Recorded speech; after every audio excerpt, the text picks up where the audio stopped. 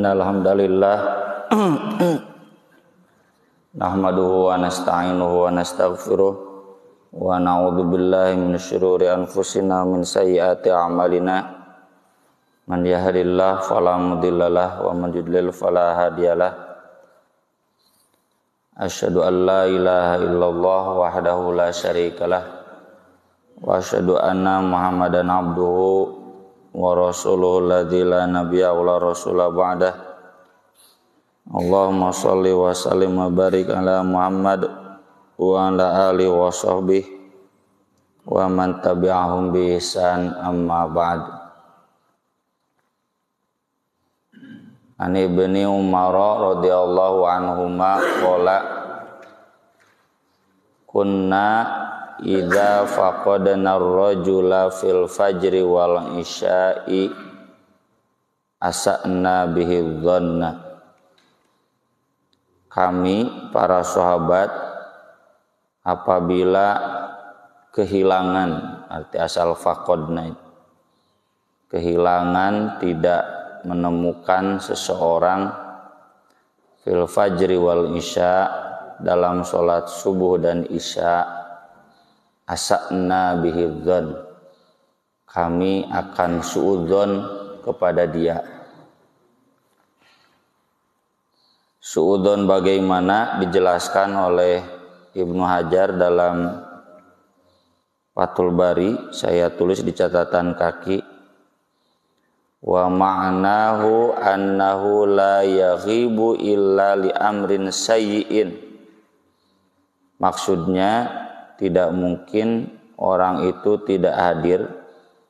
Yaghibu itu goib, ya, goib itu tidak ada, tidak hadir sholat subuh dan isya berjamaah illa li amrin sayyi'in, melainkan karena sesuatu yang jelek.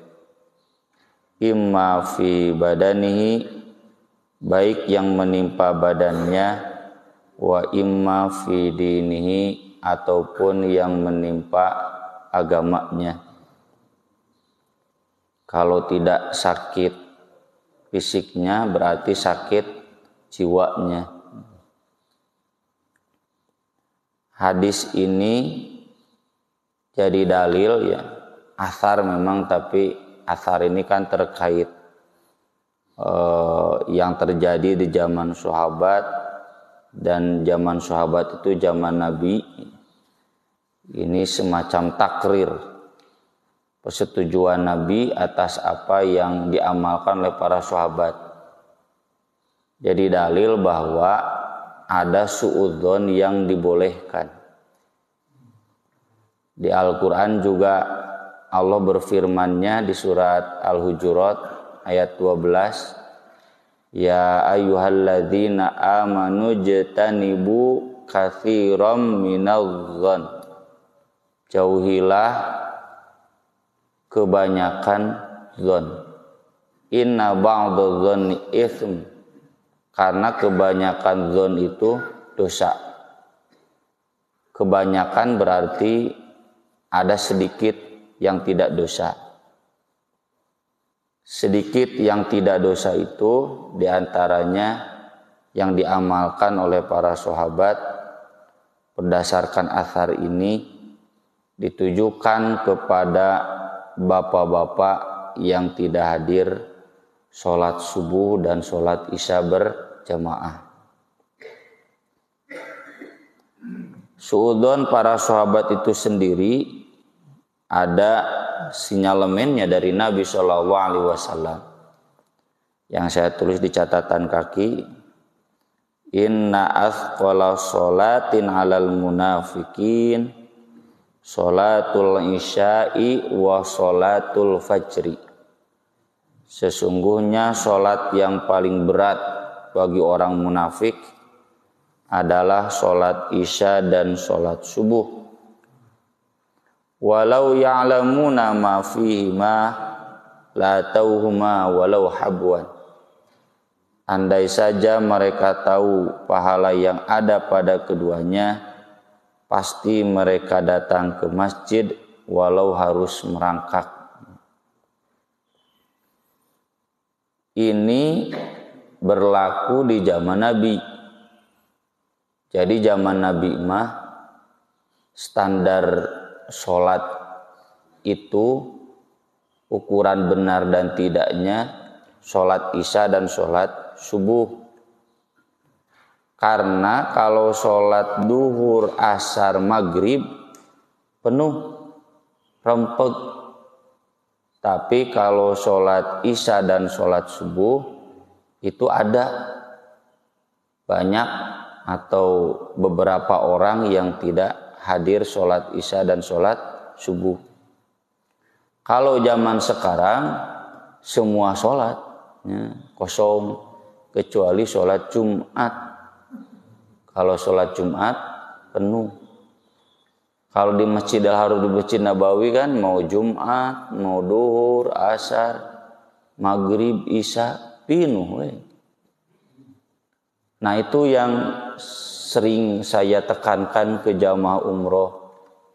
Bapak, ibu, hari ke Masjidil Haram, ke Masjid Nabawi, jauh, panas, mahal. Hidung dag pajarkeun da lebar cenah mahal. Ismayar mahal piraku sholat di hotel. Kayaknya ini oleh DKM harus dimahalkan sholat di Baitur Rahman. Biar terasa sesuatu yang mahal itu kan orang jadi menilai berharga. Jangan sampai ini yang jauh, panas, jalan kaki. Ya, di sini Bapak agak dekat bisa pakai motor. Di Masjidil Haram masa deket-deket lagi anggap jauh karena jalan kaki panas. Kok masjid selalu penuh? Tapi kenapa ketika pulang ke Indonesia masjid alowong? Bahkan kalau disurvei di sini di Baitur Rahman mungkin 80%-nya pernah umroh ya Pak Haji. Ya. Atau mungkin 100%. Kenapa dari yang 80% yang pernah umroh itu tidak kemudian memenuhi Masjid Baitur Rahman seperti Masjidil Haram 5 waktu, bukan hanya seminggu sekali, sholat Jumat saja. Bahkan saya sampaikan juga termasuk ke ibu-ibunya. Ibu-ibu hari di Makkah, di Madinah maksakeun jauh panas. Ya cenah usah da mahal. Tambah pahalanya gede. Sama di Baitur Rahman juga pahalanya gede 27 kali lipat dibanding sholat di rumah. Cuma bedanya kalau bapak mah wajib, kalau ibu mah tidak wajib. Nya tuh ibu mah pabaliut jeung jaga rumah, jaga anak, ibu ka masjid budak ditinggalkeun kan nggak mungkin ya. Atau riweuh kudu salin baju heula nya tiungna can disetrika gitu mukenana nu mana ya. Kan ibu-ibu nggak mungkin pakai mukena yang sama, harus beda. Sehari satu. Nah, ibu-ibu jangan sampai kenapa di Masjidil Haram rajin ke masjid, di Baitur Rahman malas ke masjid. Ini khawatirnya berarti umrohnya tidak makbulah, tidak mabruroh. Ya, hajinya juga tidak mabrur. Ciri haji mabrur, umroh mabruroh itu terlihat dari sejauh mana semangat dia untuk memakmurkan masjid. Dan memakmurkan masjid yang paling utama itu adalah sholat. Nah itu di zaman Nabi itu semua sholat penuh, terutama duhur, asar, maghrib. Kalau di kita semua sholat kosong kecuali Jumatan. Kalau semua paham kewajiban sholat berjamaah, ya tentu Masjid Baitur Rahman ini tiap waktu kayak Jumatan, bahkan ibu-ibu gewe tempat. Tapi karena kita kurang ilmu, tadi kan kata Nabi seandainya mereka tahu Berarti standar ilmu itu sejauh mana komitmen kita sholat subuh dan isya berjamaah di masjid. Jadi bukan berarti yang penting subuh dan isya, bukan begitu. Ini sababul wurudnya karena di zaman Nabi orang munafik pun duhur, asar, maghrib aya ke masjid. Cuma nggak ada ke masjid itu orang munafik isya dan subuh. Kalau kita nu munafik teu munafik tara kamar masjid. Kenapa orang munafik sholat isya dan sholat subuh tidak ke masjid? Karena kan mereka fawailul lil musallin alladzina hum an sholatihim sahun alladzina hum yuraun riya. Ada cenah isya jeung subuh mah enggak bakalan kelihatan siapa yang datang, siapa yang enggak datang. Memang gelap, belum zaman listrik, ya. Sacaang-caangna bulan purnama atau seterang-terangnya lampu cempor, ya, lampu obor, tidak akan seterang listrik di zaman kita. Jadi nggak bakalan ketahuan, nggak bakalan ketahuan. Makanya mereka sahun, malas tidak datang sholat isya dan tidak datang sholat subuh.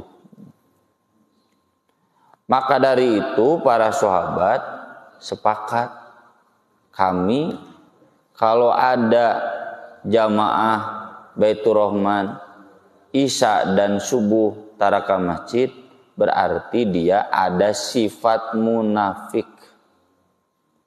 Sifat munafik itu apa? Beda dengan orang munafik. Kalau orang munafik mah memang orang kafir. Tapi dah insya Allah ya jamaah Baitur Rahman mantep kalalapir kecuali nu kafir.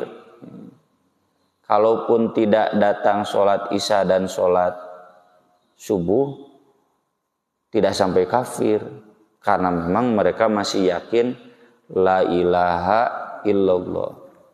Cuma ada sifat munafik. Apa sifat munafiknya? Sifat orang munafik itu selalu terobsesi dengan dunia, dengan mengabaikan akhirat. Makanya di surat Al-Munafikun, la tulhikum amwalukum wala auladukum an dzikrillah. Terlalu sibuk ngurus harta, terlalu sibuk ngurus keluarga, jadina sholat subuh teh capek dek hudang datang ke masjid teh. Sholat isya pun lelah. Maghrib mah aya ka masjid. Ini bukan di Baitur Rahman saja, di masjid saya pun begitu. Tapi teu parah teuing. Di maghrib aya, kalau isya capek cenah keur ngeunah udud. Udah makan, merokok, YouTubean, eta teh nikmat. Cenah nya sok udud. Keur nikmat-nikmatna, apalagi ada Persib, apalagi ada timnas, udah. Nah ini orang seperti ini berarti ada sifat munafik. Ya. Makanya Nabi mengaitkannya dengan sifat munafik. Itulah suudon, ya para sahabat. Maka dari itu di Hamas di Palestina itu syarat bergabung dengan barisan Al-Qassam, ya. Sayap militer mun aya nama brigadeuna gitu. Itu harus ada surat rekomendasi dari DKM bahwa dia sholat isya dan sholat subuhnya suka ke masjid. Ini di jamaah kita gak sampai seperti ini, ya. Contoh misalkan di Persis di Muhammadiyah mau menjadikan taskil atau pengurus, harus ada surat rekomendasi dari ketua DKM bahwa dia sholat isya dan sholat subuh selalu berjamaah di masjid. Nggak ada sampai begitu. Itu di Palestina itu sampai begitu, ya di Gaza itu. Apa alasan mereka? Karena kalau orang sholat subuh dan isya taraka masjid berarti ada sifat munafik. Gila dunianya masih terlalu besar. Dan kita tahu surat Al-Anfal Kan tentang harta itu, harta perang. Itu turun tahun 2 Hijriah sesudah perang Badar. Jadi sahabat-sahabat yang sudah lulus perang Badar pun menghadapi harta mah pasea. Tapi hanya saat itu saja. Sesudah turun surat Al-Anfal, mereka mampu taat kepada Allah dan Rasulnya, nggak banyak protes.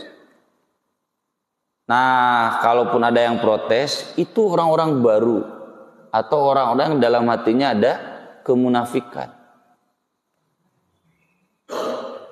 Saya sering tekankan di masjid saya, kalau kita kompak dalam keadaan suka duka, berarti kita muslim mukmin.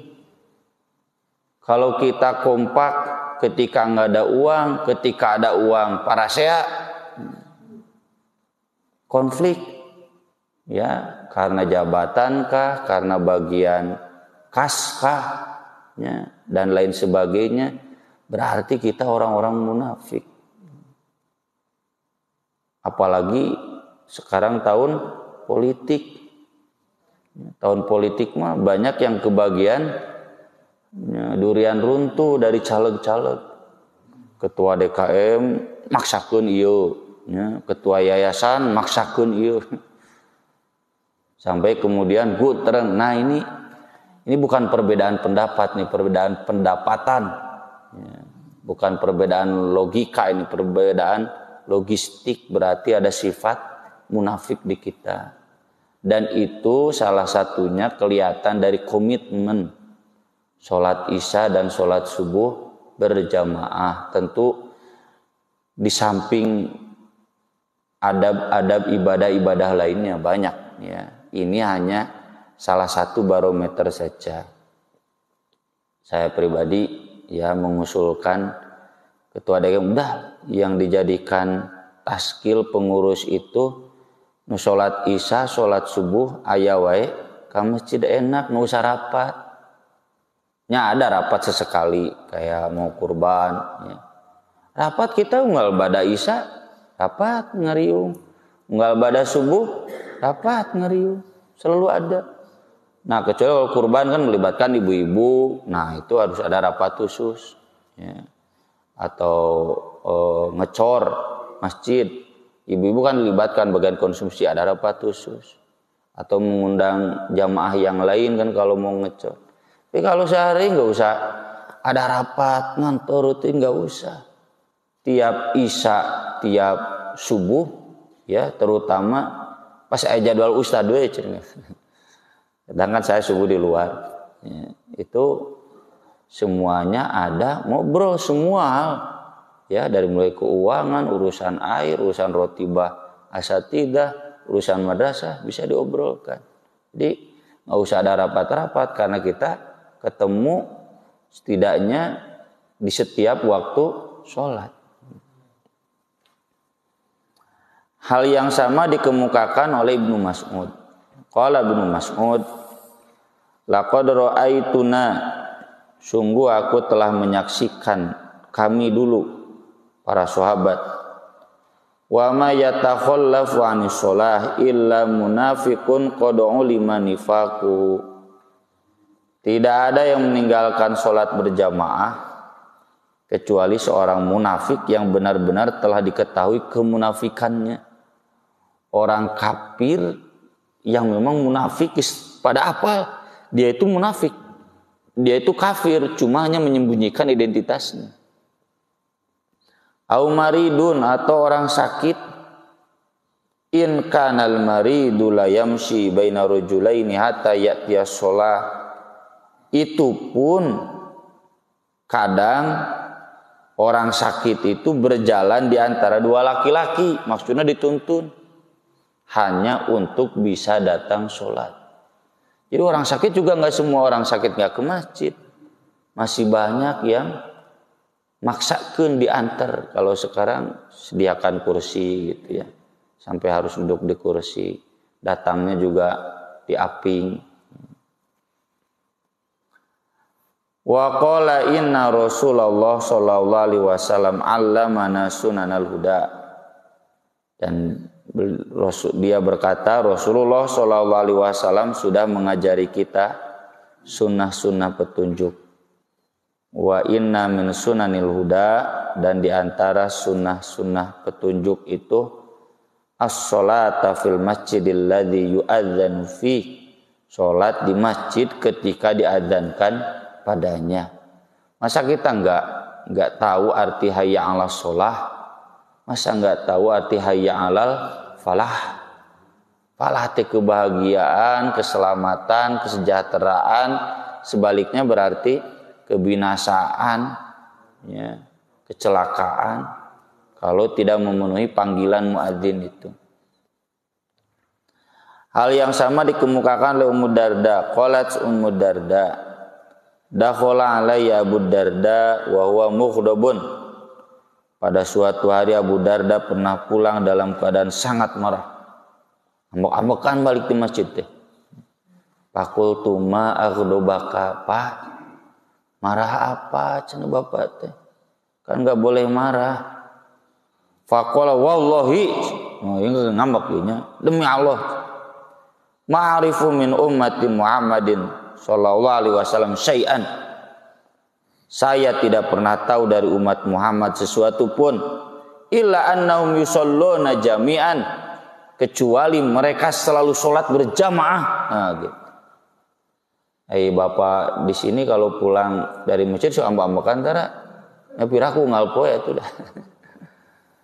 Kamarana cenah.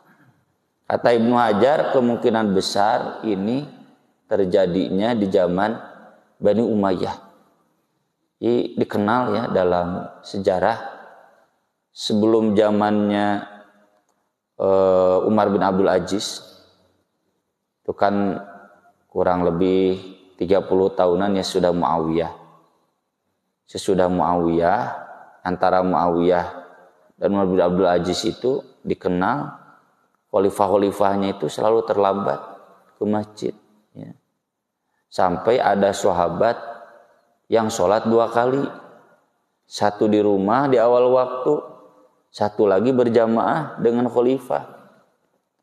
Karena kalau tidak berjamaah dengan khalifah, nanti dicirian, dipanggil, apakah ini cenah pemberontak gitu. Ya kayak partai koalisi lah. Kalau nggak ada kan langsung dicurigai, ini kemana PKS misalkan. Ini kenapa, mana Nasdem? Harus selalu berbarengan dengan penguasa itu. Ya juga Jokowi gitu kan. Kemana cenah Nasdem? Ya, kemana Petilu? Kalau nggak ada itu pasti dicirian, takut. Nah maka sampai sholat 2 kali. Anas bin Malik juga pernah datang ke Syam di usianya yang sudah tua. Syam itu berarti sudah zamannya Umayyah. Ya. Beliau marah-marah. Ini kenapa cenah? Inilah ciri kiamat, pemimpin-pemimpin yang tidak amanah dalam sholat. Ya. Ini saya kadang miris ya. Di pemimpin muslim pun, itulah ketua DKM mah, tapi aku rapat di masjid, ya, lalu kemudian telat sholat. Tapi ini, mohon maaf ya, karena ada lain gibah ieu mah urang tawasobil haq tawasobil sabr. Bisi aya bapak-bapak didik itu gitu. Di yayasan, di ormas, kadang di pesantren. Itu karena urusan duniawi, sholat jadi terlambat. Terlambat nanti setengah jam, 15 menit. Padahal jamaah ada yang sedang buru-buru, bahkan seseringnya ditinggalkan ya oleh imam yang ada saat itu. Nah ini gejala-gejala pemimpin-pemimpin yang tidak memprioritaskan sholat. Ya, saya angkat kopiahnya buat guru saya Ustadz Sidik Amin, Profesor Maman, ya Ustadz Aceh.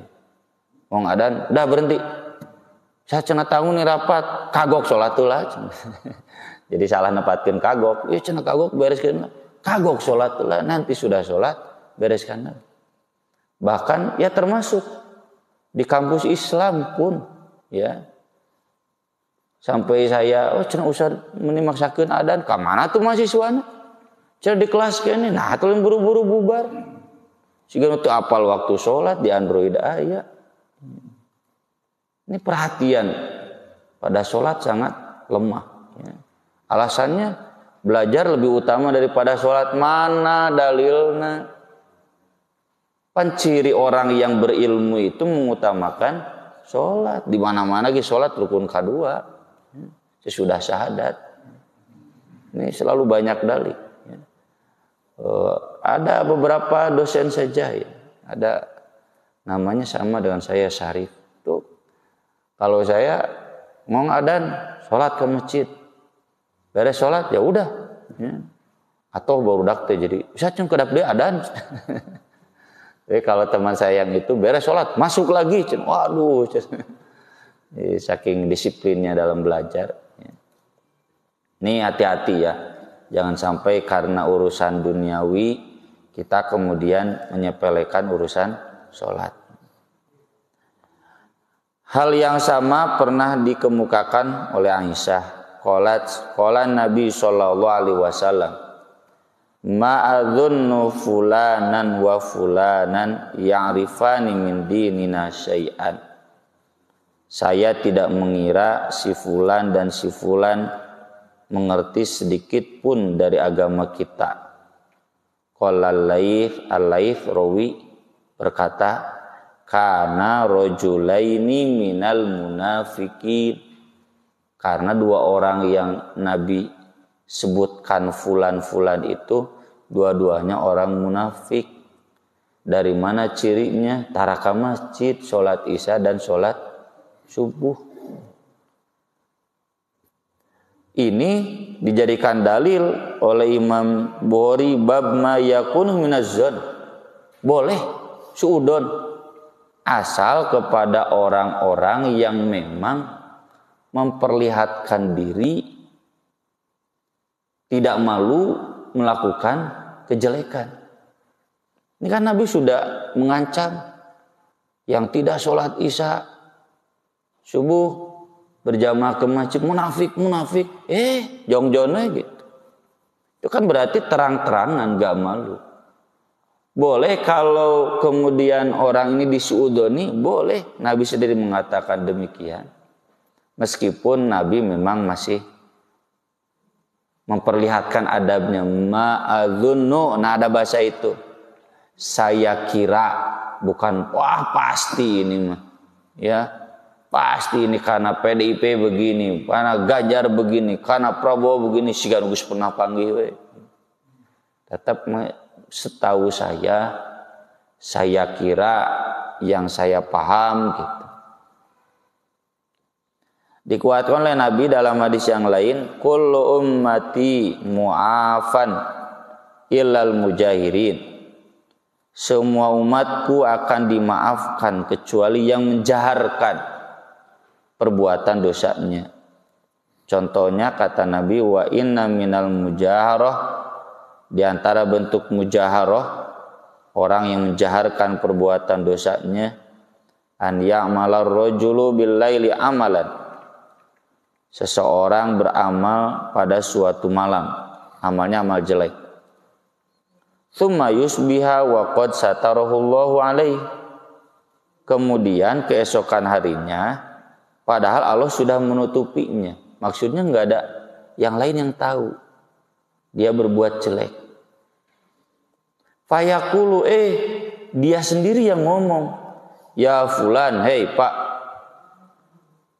amiltul barihata kada wa kada. Tadi malam saya mabok, saya main, saya begadang sambil judi. Wa qad bata yasturuhu rabbuhu, padahal sungguh di malam harinya Rabbnya sudah menutupinya. Wa yusbihu yakshifu sitrallahi anhu, tapi esok harinya ia malah menyingkap tirai Allah darinya. Ini al-mujahirin, orang-orang yang terang-terangan tidak malu lagi menampakkan perbuatan buruknya. Itulah kenapa Allah gibah ya tanda kutip kepada Fir'aun, Abu Lahab, pan geus teu arara geus mararaot bae da. Si Firaun, si Abu Lahab mah terang-terangan memusuhi Islam. Ya. Tapi kata para ulama, kita boleh suudzon, boleh gibahnya sebatas di mujaharohnya saja. Jadi misalkan kemarin ada yang terang-terangan gak malu, partai kami partai kiri gitu. Kan yang disebut ideologi kiri itu yang memusuhi agama. Dari dulu istilah kiri dan kanan itu bersahabat dengan agama. Tapi cenah bukan komunis. Iya, PKI, Partai Kiri Indonesia. Boleh. Kemudian kita suudon ke partai itu, sangat boleh. Boleh kita jelaskan ke umat, sebaiknya jangan partai pilih ini. Nah, jelas-jelasan kiri. Toh partai-partai lain yang sekuler sudah agak halus bahasanya, nasionalis, religius. Ieu mah embung istilah religius teh kiri cenah ieu. Ya, termasuk kalau ada caleg-caleg yang gak malu berbuat buruk, bahkan diperlihatkan bangga dengan sekulernya, misal dengan liberalismenya, dengan apa yang berbahaya bagi Islam, nggak apa-apa. Kita suudon, bahkan digibahkan, dimaafkan itu kalau tidak mujahirin. Kalau mujahirin, maka sudah tidak dimaafkan. Termasuk ini ketua DKM udah wanti-wanti bapak-bapak sholat subuh, isya ke masjid. Kalau tidak itu orang munafik, ngeyel, ngajakin, ya udah. Boleh suudon kepada orang-orang seperti itu karena memang mereka terang-terangan berbuat jelek. Aku qouli hada wa astaghfirullah li wa lakum subhanakallahumma bihamdik asyhadu an la ilaha illa anta astaghfiruka wa atubu ilaik. Wassalatu wassalamu ala Rasulillah. Wassalamualaikum warahmatullahi wabarakatuh.